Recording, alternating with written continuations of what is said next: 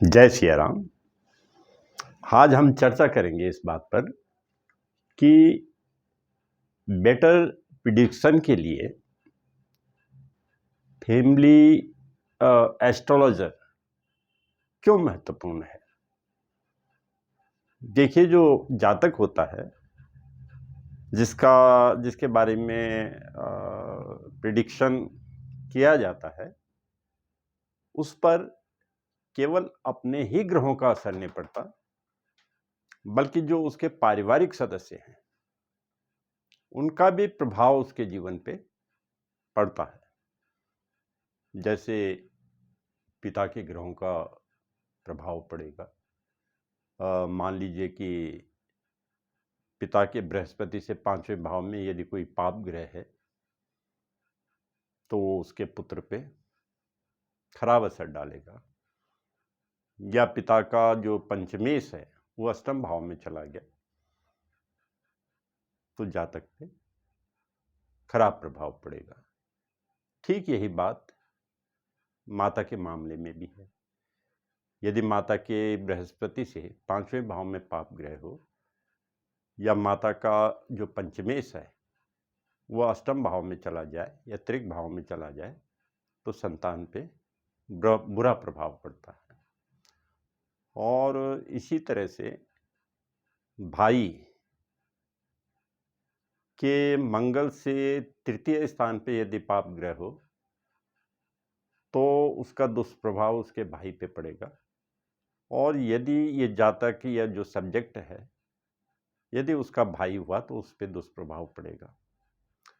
और इसी तरह से यदि जातक की संतान है, जातक की संतान के सूर्य से 9वें भाव पे यदि पाप ग्रह हो तो उस जातक में उसका दुष्प्रभाव पड़ेगा। यानी बच्चों का भी प्रभाव पड़ता है, भाई का भी प्रभाव पड़ता है, माता का भी प्रभाव पड़ता है और पिता के भी प्रभाव पड़ता है जातक पे। क्योंकि जातक एक साथ किसी का पिता है, किसी का भाई है, किसी का बेटा है, किसी का बेटा है, तो ये प्रभाव इस जातक पे पड़ेगा ही। और उपाय यदि हम जातक को केंद्रित करके करेंगे तो उसका अच्छा प्रभाव इफेक्टिव नहीं होंगे। वो उपाय कब इफेक्टिव होंगे?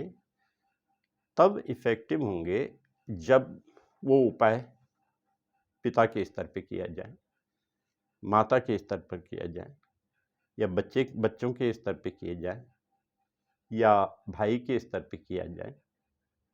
क्योंकि जिसका भी प्रभाव इस जातक पे पड़ रहा है उस स्तर पर उपाय करने की आवश्यकता पड़ेगी, ताकि इनका वो संबंधित ग्रह शांत हो सके जो कि जातक पर दुष्प्रभाव डाल रहा है। और खराब ग्रहों को शांत करने के यही तरीके होते हैं कि उनका जप करना, हवन करना, दान करना, यही तरीके होते हैं। या कुछ मंत्र होते हैं कि वो जपें, और उसका हवन भी किया जाता है 10%, तो तब ग्रह शांत होते हैं। और एक और उदाहरण मैं बताता हूँ कि कभी कभी क्या होता है कि दो भाइयों का जन्म एक ही नक्षत्र में हो जाता है। मैं जुड़वा भाइयों की बात नहीं कर रहा हूँ। मान लीजिए कि दो भाई हैं, ए और बी, इनमें 2 साल का अंतर है, लेकिन दोनों का जो जन्म नक्षत्र है एक ही है। मान लो भरणी है नक्षत्र दोनों का, और स्थिति यह है कि ए के भी राजयोग हैं, बी के भी राजयोग हैं। दोनों को बहुत अच्छी तरक्की करनी चाहिए थी, लेकिन क्या होता है कि इसमें एक ही तरक्की कर पाता है और दूसरे को मृत्यु तुल्य संकट से गुजरना पड़ता है। वो तरक्की नहीं कर पाता। किस वजह से नहीं कर पाता? क्योंकि इन दोनों का नक्षत्र एक ही हो गया है। अब ये बात किसकी पकड़ में आती है? ये फैमिली एस्ट्रोलॉजर के पकड़ में ये चीज़ आ सकती है, किसी अन्य के नहीं आ पाएगी जब तक स्पेशली उसको बताया ना जाए। मान लिया कि इसकी जन्मपत्री जो है कोई दूसरा ज्योतिषी देख रहा है और बी की जन्मपत्री कोई दूसरा ज्योतिषी देख रहा है, तो उनके संज्ञान में ये बात नहीं आएगी कि इन दोनों का जन्म एक ही नक्षत्र में हुआ है।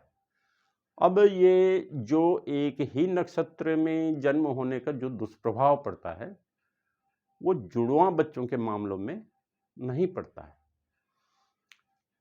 और ऐसा कोई उदाहरण यदि आपके संज्ञान में हो तो उसे मेरे संज्ञान में लाना चाहेंगे कि दो बालकों का या दो भाई बहनों का या माता पिता पुत्र का एक ही नक्षत्र होने के बावजूद उन पे दुष्प्रभाव नहीं पड़ा है।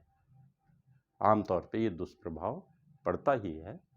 और उसमें जो ज्योतिषी हैं या जो कर्मकांडी ब्राह्मण हैं, वो जब वही नक्षत्र पुनः आता है उस समय उस नक्षत्र की शांति करा देते हैं, तो ये दुष्प्रभाव समाप्त हो जाता है। मेरे कहने का मतलब है कि यदि फैमिली एस्ट्रोलॉजर होगा तो उसकी पकड़ में ये बात आसानी से आ जाएगी और समय पर समस्या का निदान हो करके जो जातक है उसको लाभान्वित किया जा सकता है फैमिली ज्योतिषी के माध्यम से। और इसी तरह से कई दफ़े क्या होता है कि जुड़वां बच्चे होते हैं और जुड़वां बच्चों को के मान लीजिए कि तृतीय भाव में कोई पाप ग्रह है, तो सामान्य रूप से क्या होता है कि तृतीय भाव में यदि पाप ग्रह हो तो वो अच्छा फल देता है अन्य बातों में, जैसे पराक्रम वगैरह ये सब। लेकिन जहाँ तक तृतीय भाव का जो पाप ग्रह होगा वो छोटे भाई बहनों के लिए ठीक नहीं होगा। अब दो जुड़वां बच्चे हैं तो उसमें निश्चित रूप से एक बड़ा होगा और एक छोटा होगा, भले ही 2 मिनट का अंतर हो दोनों में। तो तृतीय भाव का पाप ग्रह जो छोटा भाई है उस पे दुष्प्रभाव डालेगा ही। तो इस तरह से दोनों भाइयों के जो प्रिडिक्शन है उसमें थोड़ा अंतर आ जाता है। और इसी तरह से हम ये देखते हैं कि जो 11वां भाव है उसमें सभी ग्रह अच्छे फल देते हैं, चाहे वो पाप ग्रह हो या सौम्य ग्रह हो, लेकिन वो आय से संबंधित है, आमदनी से संबंधित है और एक और चीज़ से संबंधित है, वो है बड़े भाई से संबंधित। मान लीजिए कि जुड़वां बच्चों के एकादश भाव में कोई पाप ग्रह है, तो वो पाप ग्रह किस पे दुष्प्रभाव डालेगा? वो बड़े भाई पे प्रभाव डालेगा। तृतीय भाव का पाप ग्रह छोटे भाई पे दुष्प्रभाव डालेगा और एकादश भाव का पाप ग्रह बड़े भाई पे दुष्प्रभाव डालेगा। तो ये जो फैमिली एस्ट्रोलॉजर होगा उसके संज्ञान में ये बात आसानी से आ सकेगी और वो इन सभी समस्याओं का निदान आसानी से ढूंढ सकेगा। धन्यवाद।